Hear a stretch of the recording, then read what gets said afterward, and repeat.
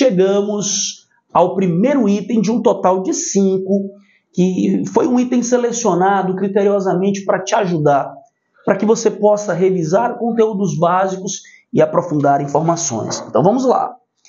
A dica é: comece sempre pelo enunciado, tá bom? No poema, para algumas pessoas isso não diz muita coisa, mas para quem estuda em alto rendimento, isso diz muito.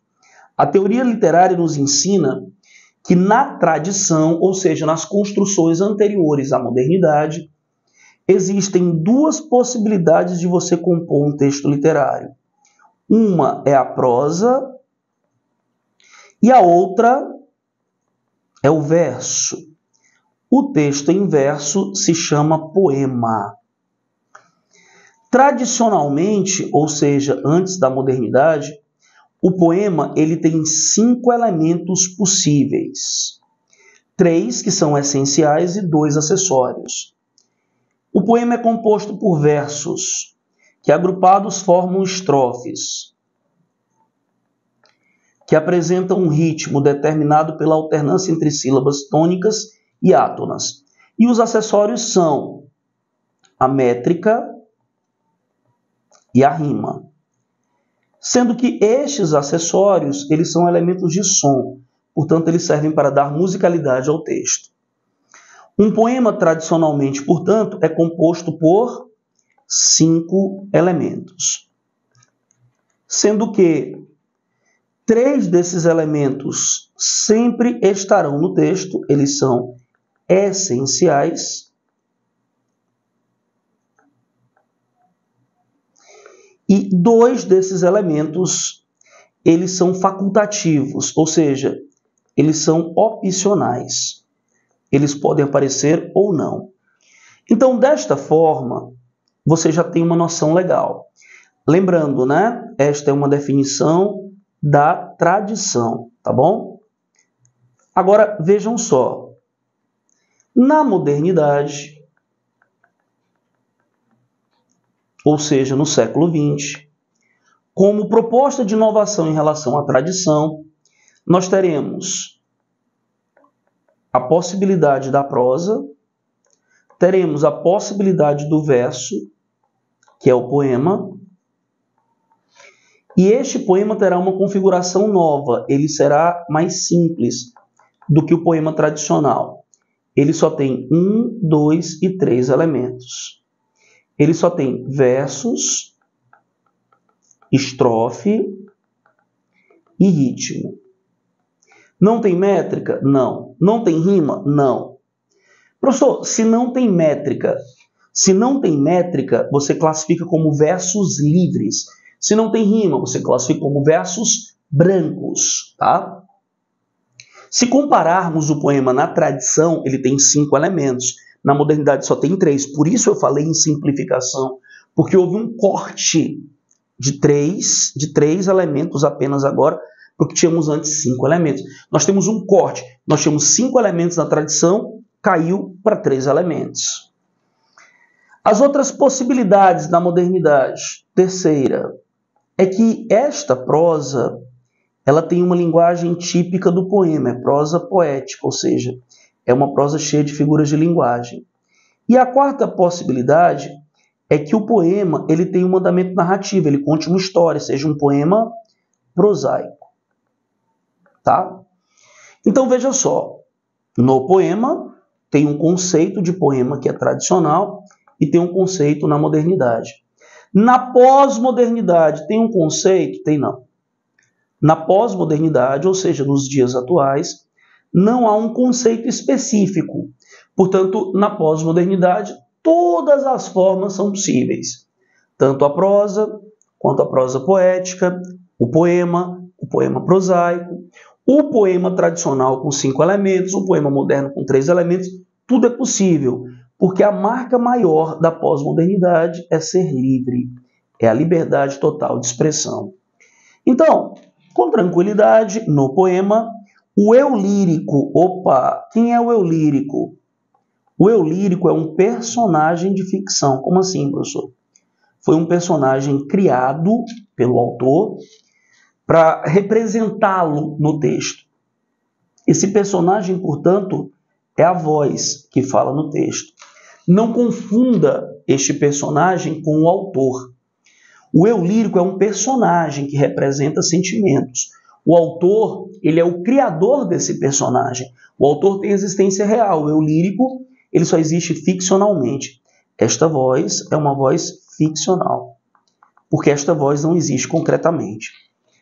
A única possibilidade de termos uma correlação imediata entre autor e eu lírico é se o eu lírico ele for uma projeção do autor, porque o texto é autobiográfico, aí ele é um alter ego, tá?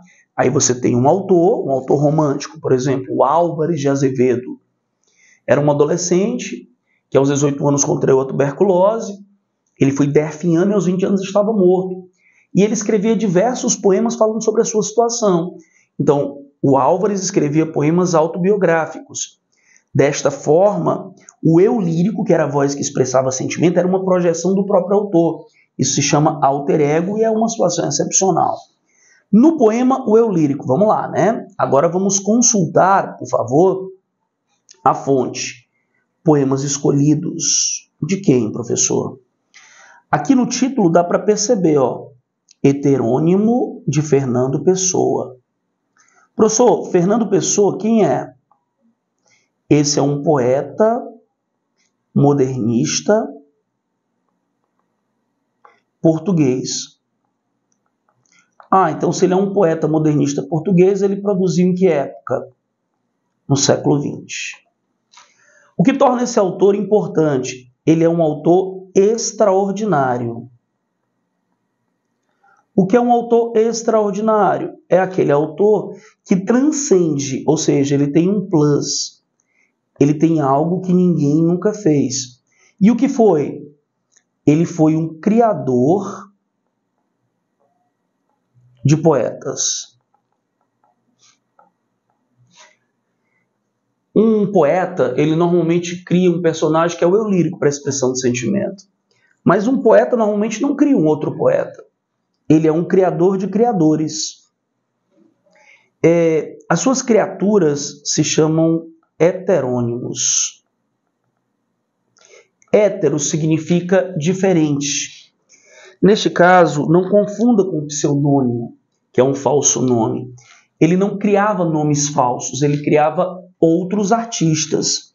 Hétero significa diferente, então ele criava diferentes personalidades e essas diferentes personalidades criavam poemas, tá bom?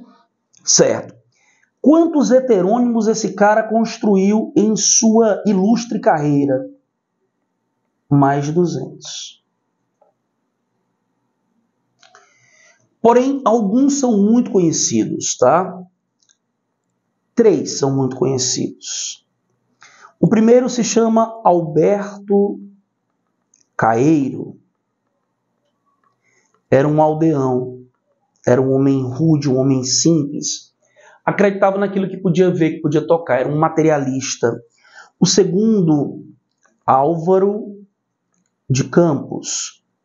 Este era engenheiro mecânico e naval, era um cosmopolita, vivia na cidade. Então nós tínhamos um que vivia numa aldeia, outro que vivia na cidade, são bem diferentes, né?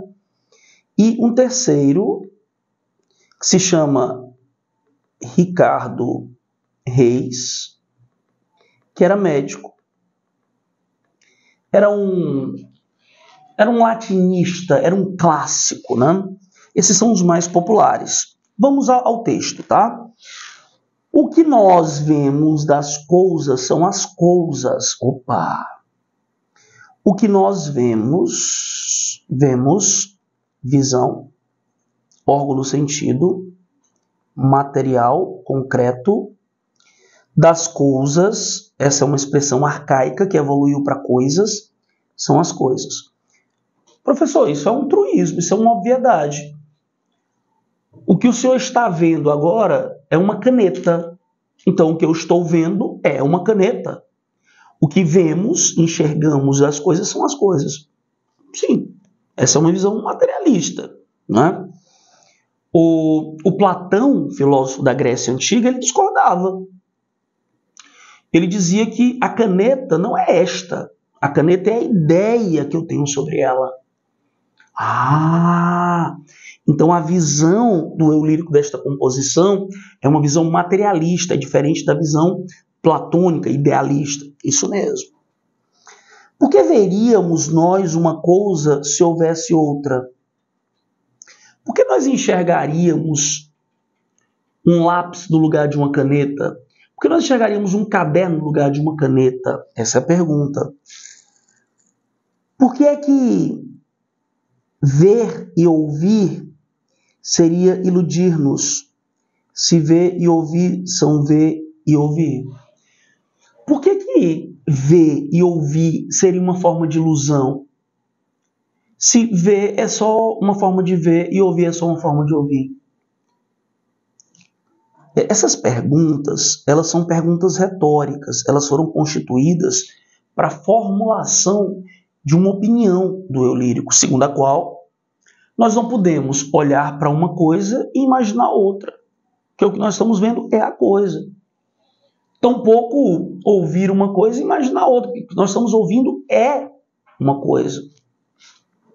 O essencial é saber ver. Saber ver sem estar a pensar. Saber ver quando se vê. E não pensar quando se vê. Nem ver quando se pensa. Então se eu estiver olhando para este pincel, eu não tenho que pensar. Eu tenho que olhar. Pincel, caneta, qualquer coisa material. Olhei, não tenho que pensar em nada. Eu estou vendo. Né? Assim como não devo ficar olhando se eu estiver pensando. Não, estou pensando, não estou vendo nada.